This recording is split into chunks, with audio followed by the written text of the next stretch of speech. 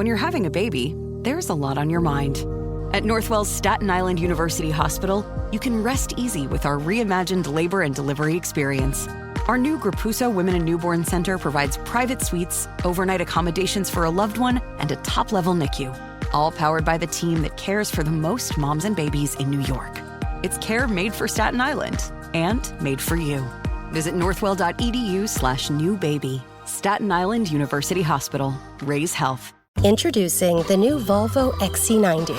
With 7-seat versatility, Google built-in, and advanced safety features for all your precious cargo.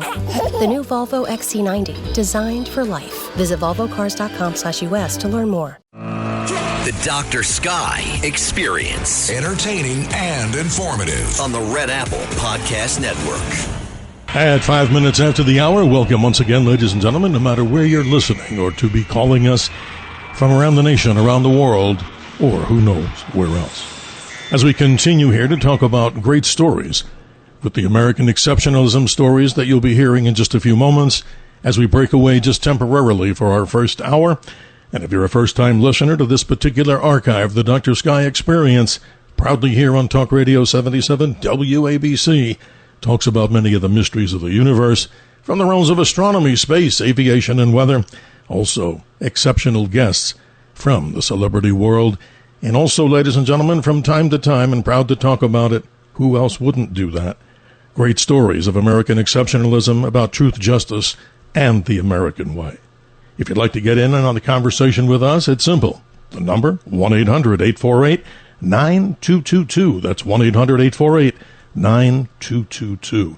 And if you'd like to email me, my pledge is simply this. I do answer every one of those emails as best as possible.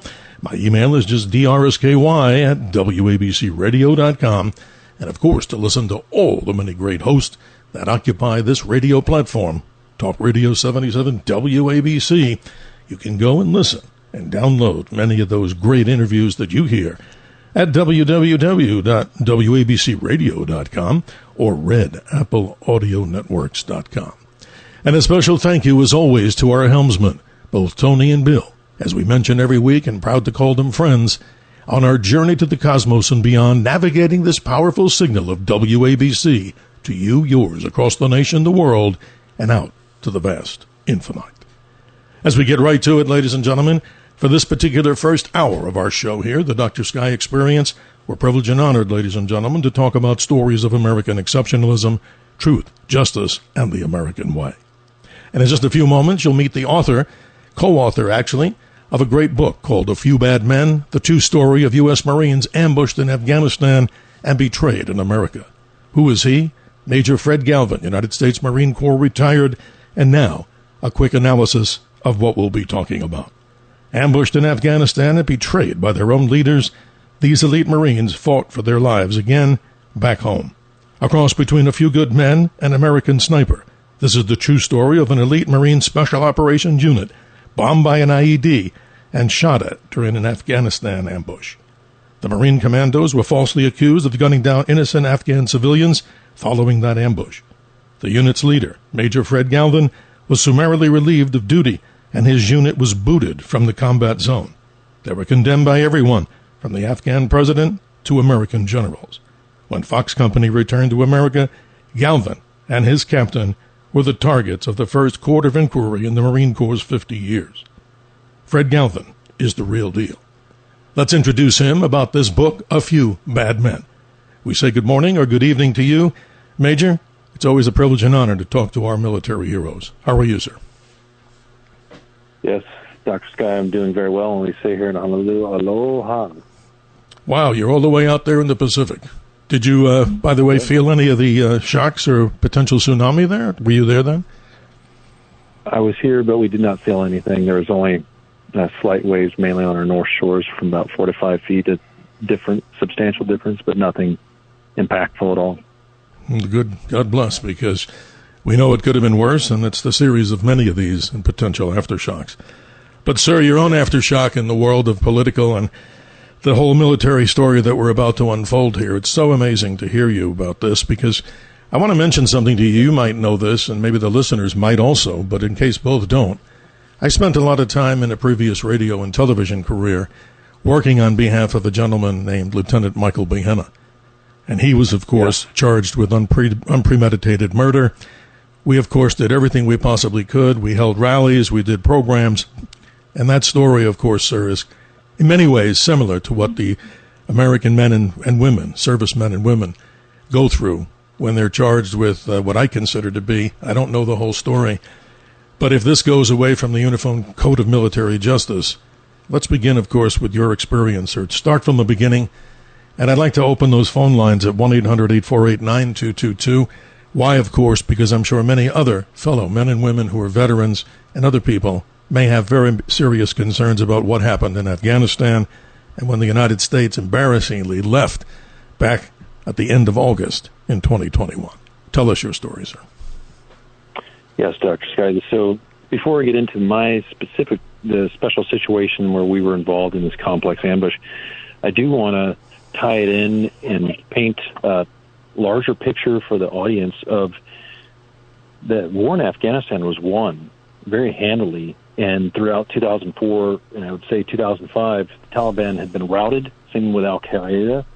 They had been pushed out of Afghanistan primarily, and into they started to develop a resurgence in recruiting people and training them in terrorist training camps in Pakistan, but in small numbers originally. But then America, at that same exact time, decided to go with the absolute worst thing that we could do in order to lose a war, excuse me, or yes, and also at the same time to create a forever war. So we went from winning to having General Petraeus and General Mattis create this field manual 3-TAC-24, which was the counterinsurgency manual, and this was the seed that was planted and grew the root for the forever war. This was resurrecting the failed strategy of Vietnam of trying to win hearts and minds. And now, I would submit that any general that really believes that, or went to Congress year after year and said stay the course, and even up until 2020, they were saying we need to continue to stay this course because this is effective. The Afghan National Security Forces will be able to stand up against the Taliban and Al-Qaeda. Well, we saw what happened the following year, and the Taliban went through the Afghan National Security Force like a hot knife through butter. So all those generals, they need to put skin in the game. And I would submit they need to send their brides to bed and breakfast in Bagram right now, because what they were saying to our elected officials in the House and Senate Armed Services Committee that this was going to work, and it never did. But worse than trying to say let's win their hearts and minds and coming up with clever cliches that brief well on Oprah of first do no harm. So think about the mixed signals that sends to a Marine or a soldier when they get ambushed like we were, that first do no harm. You're in a complex ambush. That's what General Mattis came up with when he literally hijacked that phrase from the Hippocratic Oath. That works well in a hospital, but it does not work well for infantrymen when they are attacked and blown up in complex, pre-coordinated ambushes. And that's exactly what happened to us on the morning 4 March 2007 at 9 o'clock in the morning when we entered this village to do what? Well, we had all this intelligence, which in previous deployments we could go in and action. We could go in and apprehend and detain and begin to question, and if we were attacked, kill the bad guys. How simple is that? Remember when exactly. We played cops and robbers, or cowboys and Indians. I mean, there's an adversary, but if you don't want to win the war, if you're a general, and all these generals that are named by name in the book, A Few Bad Men, look at where they all are working now: Lockheed Martin, Raytheon, General Dynamics, Northrop Grumman. So all you're of right. them have the same occupational fields that I did, and that is an infantry officer. So we're the guys that color in crayons and just learn to walk upright and stop dragging our knuckles. We don't have PhDs in physics or engineering. We don't know how to design hypersonic missiles or fifth-generation aircraft, but they're all working for those places because they retired out of the Pentagon. You're doing soldier's duty over there, and that's exactly the thing. Look, I spent a short time in the Army, And obviously that's not a story for this particular episode here, but the story is so many, as we can tell, to the world here, and proudly so. Not so nice what some in the mainstream and legacy media did with the so-called Shinwar massacre. But tell us what happened. In other words, this is all orchestrated by Taliban, and it goes against the fighting forces of the men and women that are there trying to do the job that they're supposed to do. But how can you do that if the rules of engagement are all against you and your fellow, military members? That's insanity. Yes, Dr. Sky, this happened in like 3 stages.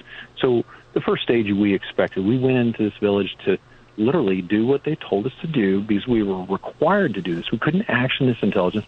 We had to have a tribal leader engagement, and that was our mission that morning. And meaning we had to get the oldest people in the tribe, sit down and have chai, and hopefully maybe suss out some information, which, of course, in a Taliban-controlled village, this is on the border of Afghanistan and Pakistan.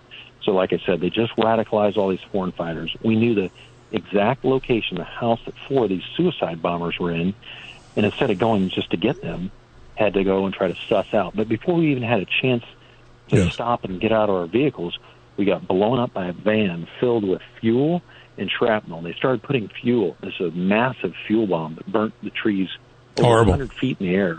That's horrible. And it detonated right in the front of our patrol in the second vehicle. We started to receive fire on the south side or left side of the road, then on the north side and the right side, near simultaneous. Sniper fire on us, dragged a vehicle across the road, a mob swarmed at us. This happened at 9 o'clock in the morning. I was on the patrol. I saw it with my own eyes. And what do Marines do? Well, we're trained to counterattack when we're attacked. And we did that very effectively.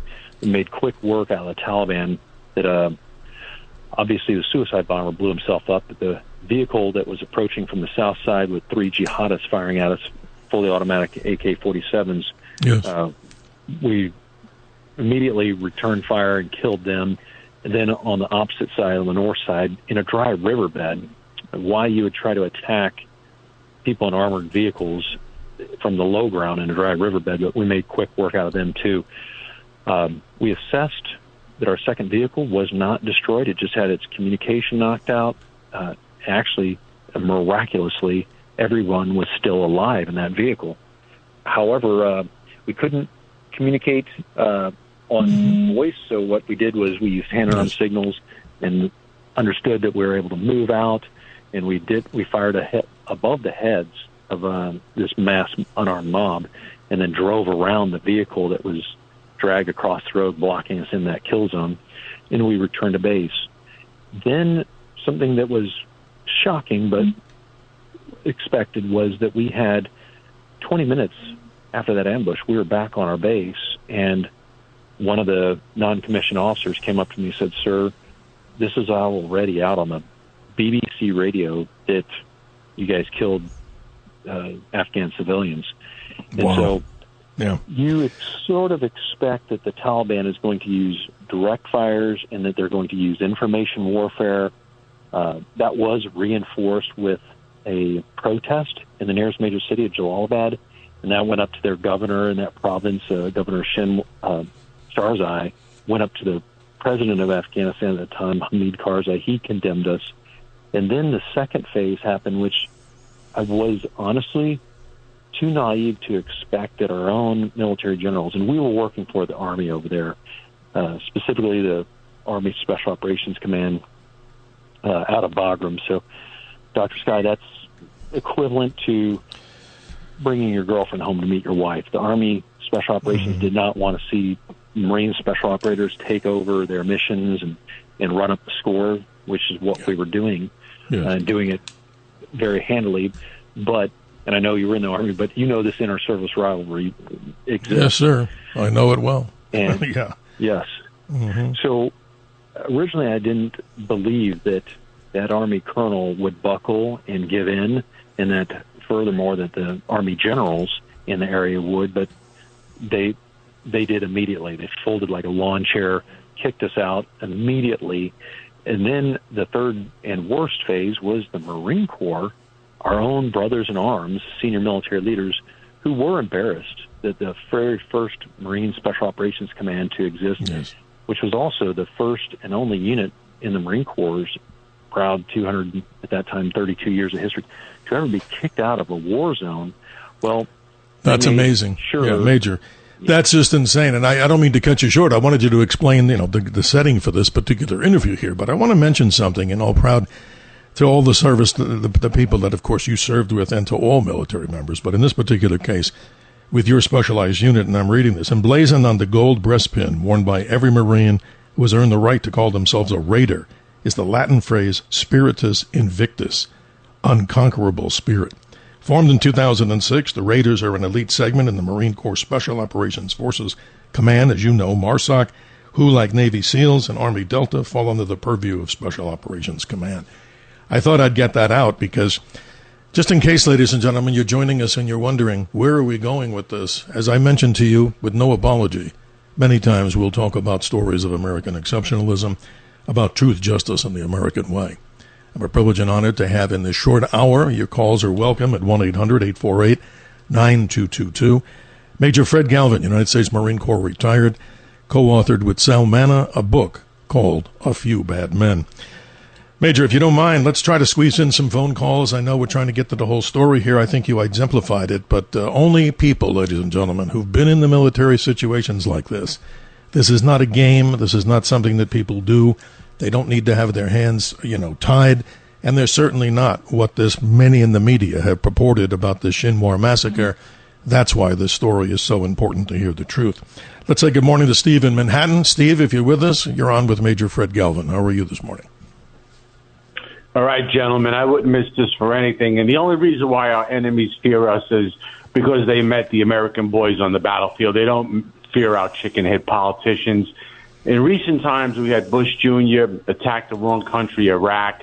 We had Chickenhead Biden do a withdrawal in reverse, which was total insanity. But that's when you have people in charge who were just part of the establishment and couldn't care less. I said on the Bob Grant show years ago, I made a joke at first. I said Bin Laden was hiding in Geraldo's mustache. But I did say he was not in Afghanistan. He was either in Pakistan or Iran. That's where he's hiding. Why would he hide in the country, Afghanistan, where everybody thinks he's in there? Why would he go there for? It's just common sense, which is absent. Remember, Benedict Arnold was in the U.S. military. But the thing I would like to emphasize is our technology is so far ahead, but you have to fear the facts that the third world is taking over America. Look at New York City. Look at Somalia, Minnesota.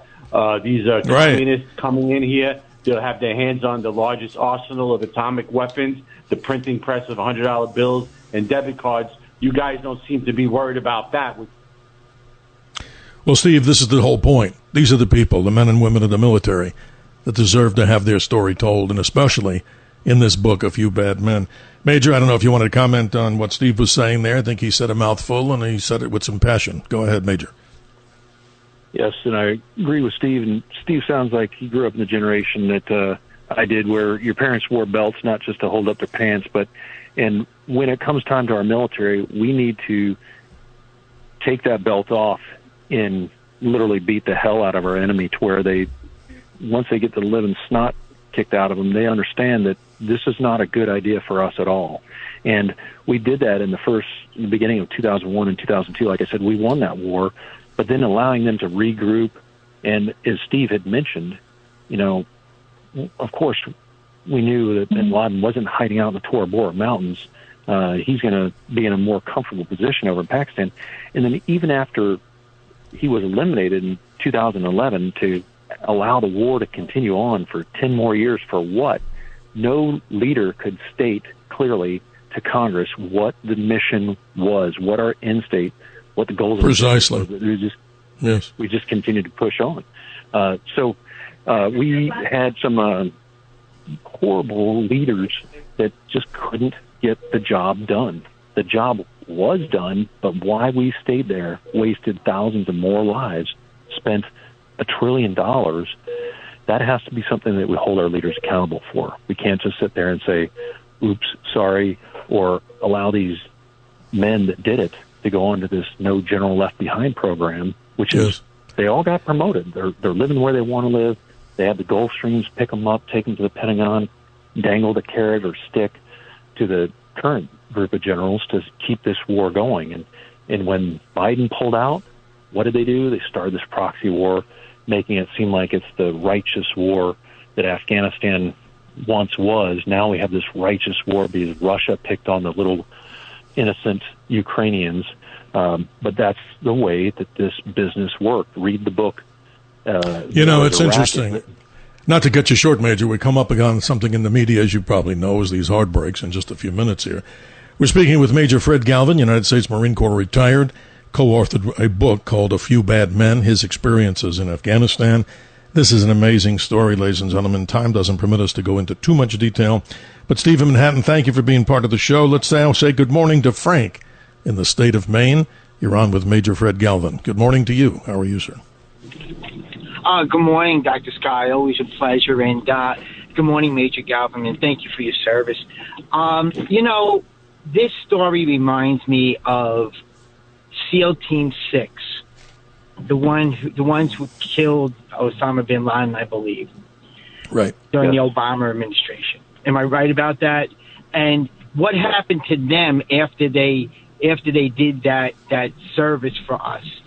The team began to experience things like people dying mysteriously and the helicopter going down with half the team on it.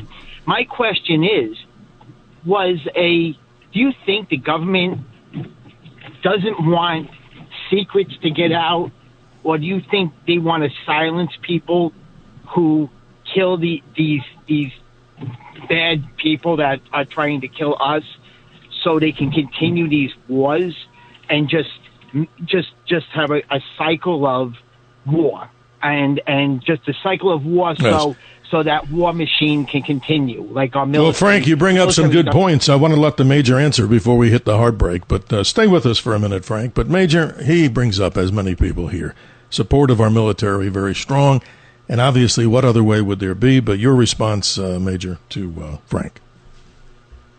Frank, thank you, and I completely agree that the title of the book may be a little bit inaccurate because it wasn't just a few. There was a lot of bad men, and you're right.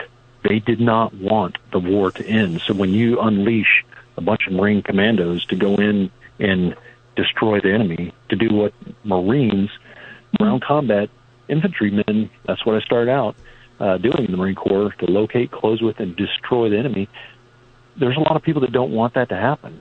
But that's what had happened, and then they injected, as I mentioned, these rules of engagement, which tie your hands and your feet together in massive chains so you can't do anything. And if somebody doesn't understand the wink and the nod, you're going to prosecute them, and you're going to make that so visible that everybody sees it, and you're going to beat them into compliance. And who gets promoted in situations like these are not the ones that are tactically sound and effective. It's who is obedient to these unsaid rules of engagement, or the wink and the nod, like just cooperate and graduate, and you'll get promoted, and you'll have this nice tour in Europe or some glamorous job in the Hawaii.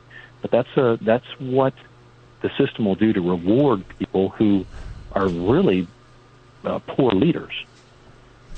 Frank, you get the last word if you're with us as we wrap it up for this half hour as we go to the hard break. If you're still with us, interesting conversation, ladies and gentlemen, about a very special book, one that everybody should read, A Few Bad Men.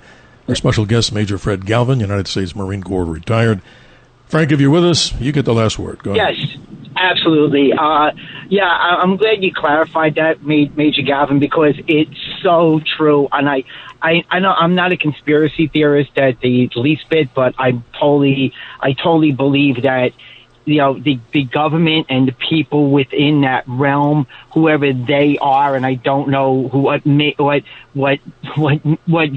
general or whoever would perpetuate these wars. I believe that they want the military-industrial complex to continue, so they continue to make money and their shareholders continue to make money. And that's all I want to say. Have a good night, guys. Have a good night. Well, thank you. And Major, I appreciate you as we wrap it up here just for this first half hour.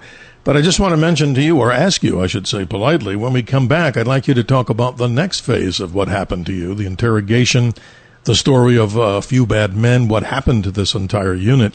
And that's a very interesting story, ladies and gentlemen, here As we transition from our normal conversation, as I mentioned, with no apology, ladies and gentlemen, every once in a while, stories of American exceptionalism about truth, justice, and the American way, and who better than we could find, and certainly, ladies and gentlemen, there are many others out there, but today, and this morning or this evening, wherever you're listening to us, Major Fred Galvin, United States Marine Corps retired, author of a book, A Few Bad Men, has a lot to say, and hopefully ways that the American military cannot have to be strapped with these ridiculous rules of engagement when they're necessary to fight as they were trained. We'll be right back with me, Steve Cates, on the Dr. Sky Experience. The Dr. Sky Experience on the Red Apple Podcast Network.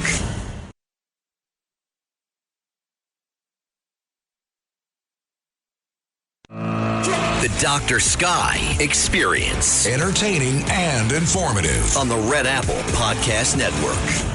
Recently, Hugh Downs was asked why he enjoys listening to the Dr. Sky Show. I think the reason is simply that with the amount of time he has two things going. One is the knowledge to know science, and the second thing is the ability to get it across to people who might not quite understand it, and you get it across correctly. That's quite admirable. May God keep you from the venom of the cobra and the revenge of Afghan warriors. A quote a long time ago, ladies and gentlemen, from Alexander the Great, as we continue to talk with our special guest, as yes, we transition from the normal themes of astronomy, space, aviation, weather, and talk ever so often and proudly of stories of American exceptionalism, truth, justice, and the American way. Our special guest, Major Fred Galvin, United States Marine Corps retired, author of a book, and co-authored, I should say, with Sal Manna, A Few Bad Men. Thank you very much, Major. I'm going to continue with the phone calls right now. Let's say good morning to Joaquin in Pennsylvania. You're on with Major Fred Galvin. How are you this morning, sir? Good morning, gentlemen, Dr. Sky. Major, I am really so sorry for the ordeal that you had to go through. You know, it's a real shame. I really have 2 points because the second one is really kind of important also. But the first one is that people don't realize that we have perpetual wars against fundamental Islam, and the Marine Corps is founded because of the wars with the Barbary pirates. And our founding fathers, Jefferson, Franklin, Madison, they came to see this, you know, especially after they made the Treaty of Tripoli, which predated the Barbary Wars, and they said America's not a Christian country and wasn't a war on a religious basis, but it turned out not to be the truth. And the second point also is that the war with Russia and Ukraine, I find it hard to believe. I believe that this actually is set up not to ever end. And the main thing is everybody keeps forgetting that Zelensky, somebody allowed him to sucker punch Russia by attacking that nuclear strategic bomber fleet, which was sitting out in the open because of the nuclear treaty. Major, lots to say from Joaquin, always very much on measure there. Your response, Major. Yes. It's a very good point, and he's exactly correct that we had problems with our pirates over there in the Mediterranean, and that's what Thomas Jefferson decided, hey, I want to have these soldiers of the sea go over there and destroy these Barbary pirates, Muslim pirates.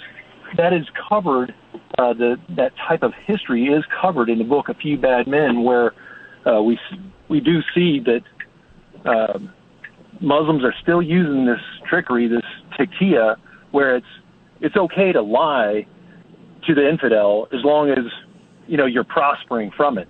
So this type of tactic is still in use today.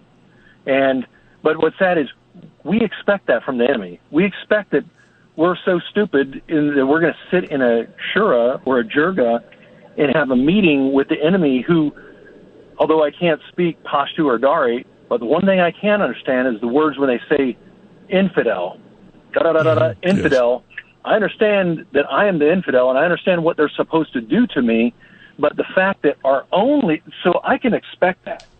But what I can't expect and what I don't want the American leaders to accept is these generals who people use as a household name, who genuflect and think that they're just awesome people. Petraeus and Mattis, they are the ones who developed the Field Manual 3 TAC 24, the counterinsurgency strategy, the winning hearts and minds, that strength is detrimental to our mission. So we're supposed to go in there with our hands tied And that's what led to this forever war, which when you look, web search and find out what these gentlemen are doing, and you see the boards, and you can go deep and find out that, okay, as a retired four-star general with 40 years, you're getting over 100% of your salary if you add in the VA disability. So they're getting $207,000 a year. Okay, but the board is paying, General Dynamics is paying General Mattis $1 million a year and flying him wherever he needs to be. But then you also look at, okay, what else is going on? He was on Theranos' board. You read what these guys were doing, specifically General Mattis, when he was in uniform in charge of all of our U.S. forces in the Middle East, the Central Command, and that he was sending emails. This is all documented. You easily research it and look it up, that saying we've been at this for a year. What obstacles need to be removed? And he's talking about, hey, how do we get Theranos used on the battlefield on our lads in Afghanistan?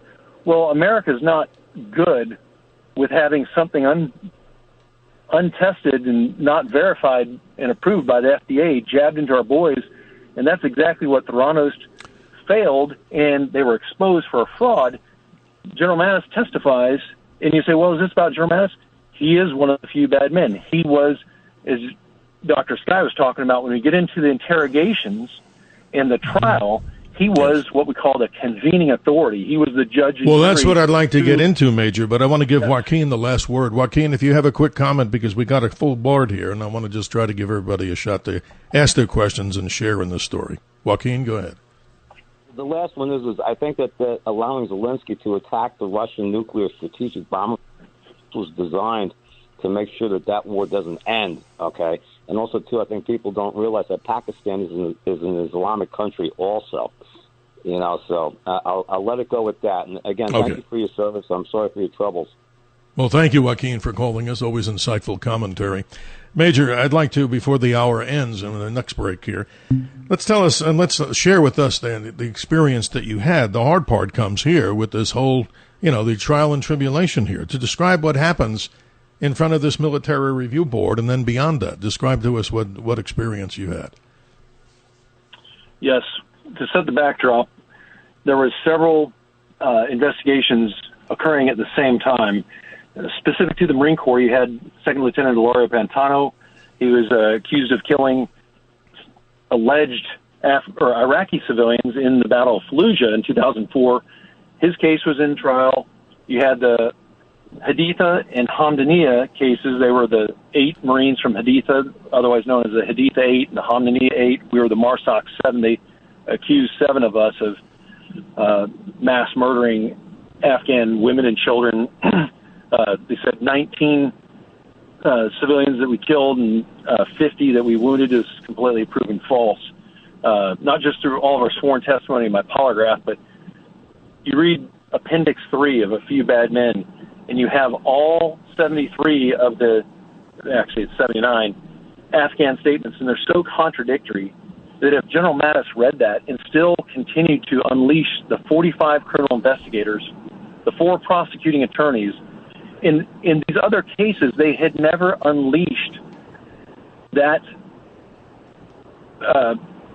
massive number of individuals to try to prosecute their own, which they clearly knew that we didn't do this. If you don't believe all your Marines and you don't believe the polygraph of your commander on the front lines, then the Marine Corps has massive problems. And that's what was going on, where they did know what was going on. And when you look at all the way back to 1942 to 1944, that President Franklin Delano Roosevelt wanted a similar force that Winston Churchill had created with the British Royal Marine Commandos that had gone in behind German lines, wreaked havoc on command and control headquarters, and were very effective at doing that. So FDR, especially after December 7th, 1941, right here in Pearl Harbor, exactly, he wanted a very similar force, and he created, which stood up in February of 42, and in February of 44, while the Marines were still fighting in the Pacific, while President Franklin Delano Roosevelt was still the president, a new commandant came into office, a senior Marine of the Marine Corps, General Vandergrift, and with a stroke of a pen, one sentence, stated is not in the best interest of the Marine Corps to have No, this is a very interesting story. World War II. You're breaking up a little bit, Major, as the signal is coming to us again. Your location right now is in the great state of Hawaii, but obviously we can still hear you. I want to remind everybody before the hour ends, 1-800-848-9222.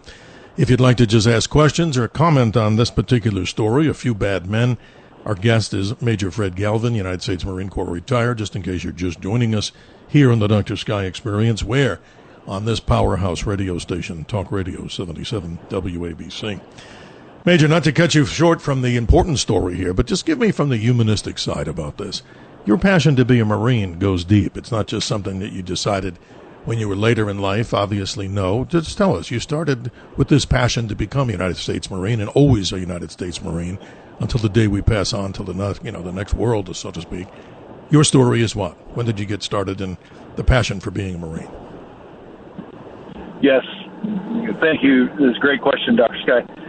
My mother, we grew up and she was a travel planner, and she planned these tours all across America. And one of the first ones she took me on was a American colonial historical tour of the Northeast there in New England. And we saw battlefields all the way from Yorktown, many of the Civil and Revolutionary War battlefields. So I had never heard of anything like that. And at 10 years old, I had these park rangers and these guides describing something that was just so unbelievable, of how people were fighting, how they were maimed and killed for freedom. And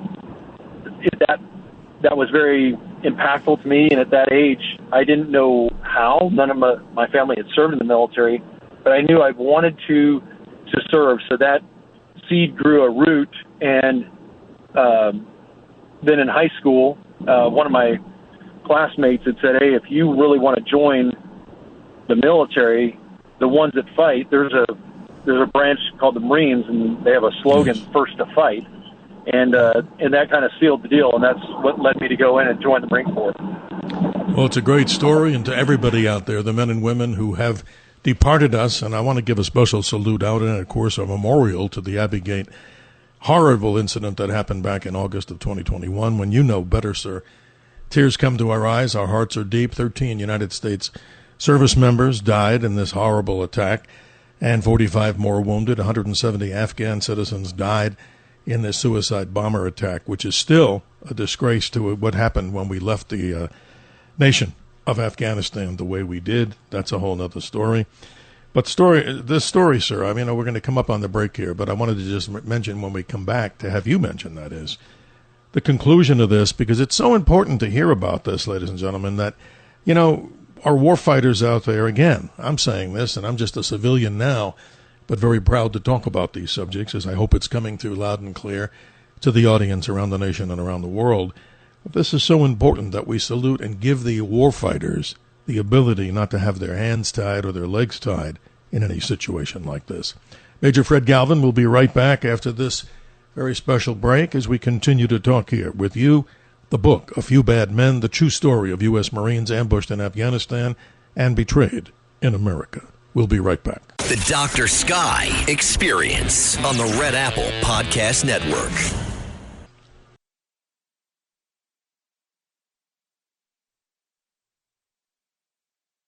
The Dr. Sky Experience. Entertaining and informative. On the Red Apple Podcast Network. I'm cocked, locked, and ready to rock, Doc. Hey, working hard, playing hard America. This is your blood brother, Ted Nugent, celebrating the American dream and our Second Amendment rights to keep and bear arms with my blood brother, Steve Cates. Stand up for what you believe in, my friends.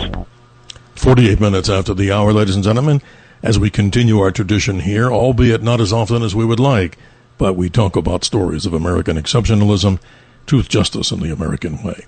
Major Fred Galvin's our guest at the top of the hour, United States Marine Corps retired, author of a book, ladies and gentlemen, that I implore you to go out and read to find out about how the Uniform Code of Military Justice, in many people's opinions, has been damaged What are we going to do about it? Let's continue with the callers to the top of the hour. We say good morning to Joe in Long Island. You're on with Major Fred Galvin. How are you this morning? Good. Thank you. Very good. Thank you. Major, I have a couple of questions here for you. What do you know about Extortion 17, the loss of half the SEAL team? What is the relationship between MARSOC and the SEAL teams now? And what do you know about, if anything, wokeness infiltrating the SEAL teams? And Eddie Gallagher was almost put to jail for the rest of his life and was released and pardoned by President Trump. And I'm covering a lot of topics, but there's a lot of concern about what's going on with the special forces, such as MARSOC and Delta Force and the SEAL teams. Joe, you bring up some good, conversation here. Major, this is interesting the way Joe has explained it, and asked for your response. Yes, and although I've looked and read a ton of the information regarding Extortion 17, it is easy to see into something and believe that could have been retribution, that someone in the Obama administration could have offered up some sacrifice. Is there incontrovertible proof, or is it more conjecture?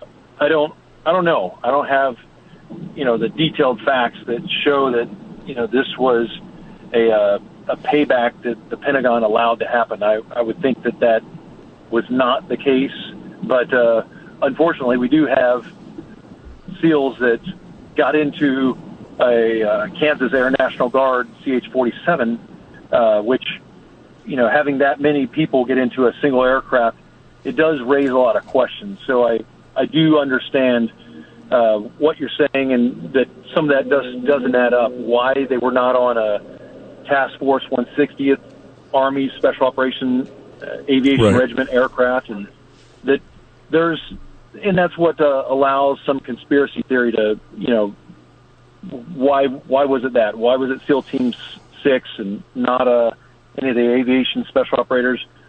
I don't have the answers to that, but once again, there was probably some mistakes made, and they probably looked at that, had some after actions, and learned some lessons that they didn't continue to repeat. And one of your other questions, the relationship between the Marine Corps Special Operations Command and the Navy. Yeah, go ahead, Joe. I don't think we heard everything. Joe, I don't think Joe's there. Oh, you are there, Joe. Go ahead. I'm sorry. Yeah. What's the current relationship right now with MARSOC and the SEAL teams? Are they working together, or is there friction? Well, they're two separate subcomponents to the U.S. Special Operations Command, and they do work together. We have worked together in Afghanistan. However, there's right now we have elements that do train and operate together while they're in their pre-deployment workup and during their deployments overseas, but it is not normal when we're stateside. The units are not combined at home station, because the headquarters for the Navy SEALs being there in Coronado, and the headquarters, as well as all, and I believe this is a mistake, all of the Marine Raiders is based in Camp Lejeune, North Carolina. I think that was a big mistake to do it. So there's less interoperability than I believe there should be, just because the Marine Corps Special Operations Command decided to make that mistake and move 100% of all of their forces to Camp Lejeune. Instead, they had previously put some on the West Coast and East Coast, which makes sense, just like the Navy SEALs. But because they removed the ones out of San Diego, there's less interoperability with the Navy SEALs, unfortunately.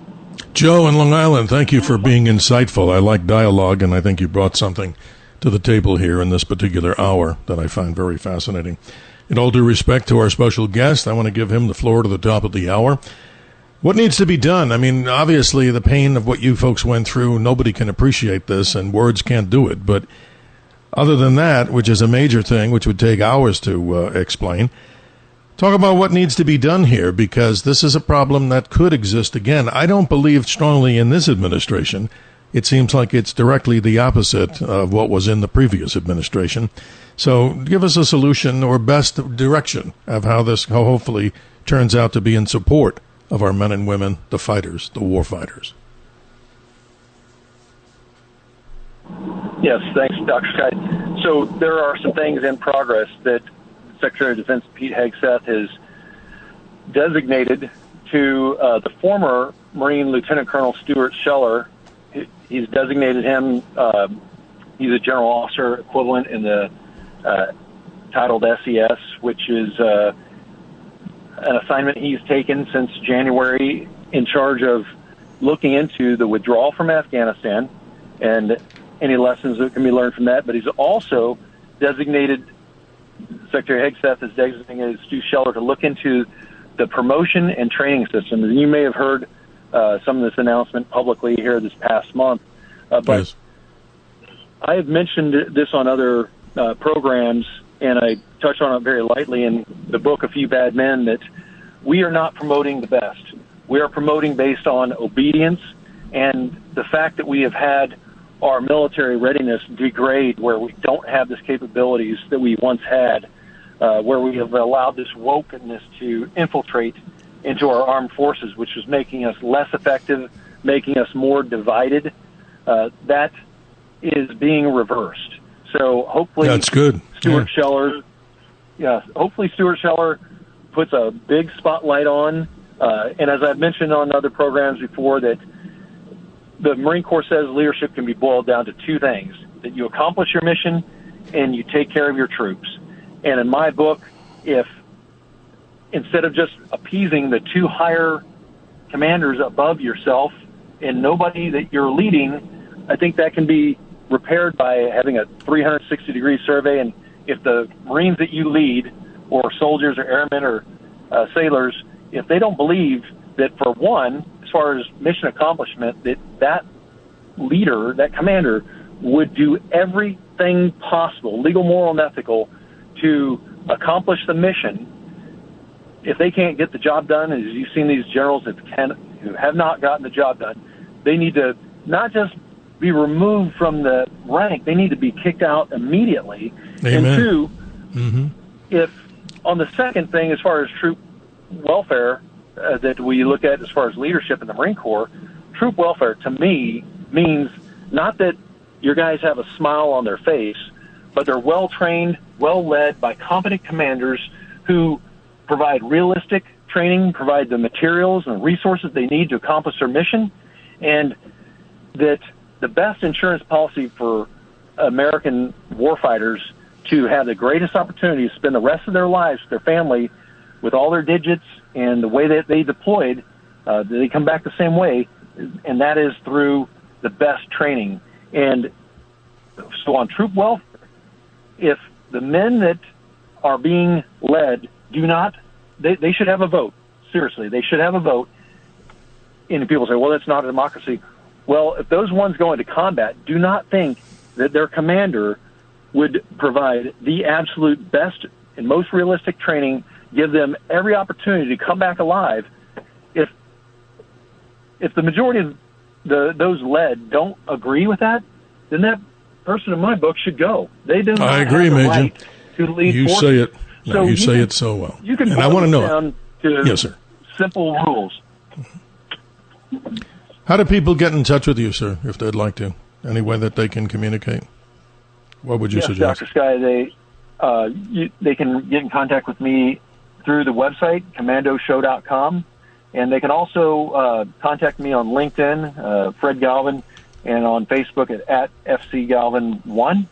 And they can order the book on Amazon. It generally sells out at most bookstores, but on Amazon it's available immediately on Audible if they prefer to listen to it, or Kindle, where they can get the hardback book. And it is a #1 bestseller, award-winning book. Oh, Major, that will thank you. Oil your blood. I appreciate you, sir, and for all those men and women that have served and those that have given their lives to this greatest nation on the earth. We salute them, and we really do mean that. And if we're going to send our young men and women to combat someday, you said it best, we need to give them the tools and the psychological advantage that their hands don't have to be strapped in a situation where they themselves are doing what they have to do in this horrible wars. Nobody likes war, but you said it best, sir. I want to thank you for being with us, and I hope we can do this again, sir, and enjoy Hawaii. Even though we had a few solar flares or whatever is coming through the phone line, it was a pleasure and honor to have you, sir. And I was Army, but hey, you and the rest of the people who are in the Marine Corps, they always say what, sir? Semper Fi. And I'll say it in salute to our American military. Thank you, sir. I appreciate your time. Major Fred Galvin, A Few Bad Men. We'll be right back, ladies and gentlemen. More exciting topics coming up here with the Dr. Sky Experience. Stay tuned for hour number 2. And that number, 1-800-848-9222, goes into perpetuity. And we'll be talking about some other things. When we come back, more of our traditional topics about astronomy, space, aviation, and weather. The Dr. Sky Experience on the Red Apple Podcast Network. When you're having a baby, there's a lot on your mind. At Northwell's Staten Island University Hospital, you can rest easy with our reimagined labor and delivery experience. Our new Grapuso Women and Newborn Center provides private suites, overnight accommodations for a loved one, and a top-level NICU, all powered by the team that cares for the most moms and babies in New York. It's care made for Staten Island and made for you. Visit northwell.edu/newbaby. Staten Island University Hospital. Raise health. This is your before and after story. Southeastern College can help you prepare for a secure and fulfilling career in the growing healthcare field. We offer a wide range of careers to choose from. So whether you want to be a medical assistant, medical billing and coding specialist, nurse, surgical technologist, or another healthcare career, we've got you covered. Become a vital part of a healthcare team and make a real difference. Southeastern College, your future is bright. Visit sec.edu to get started.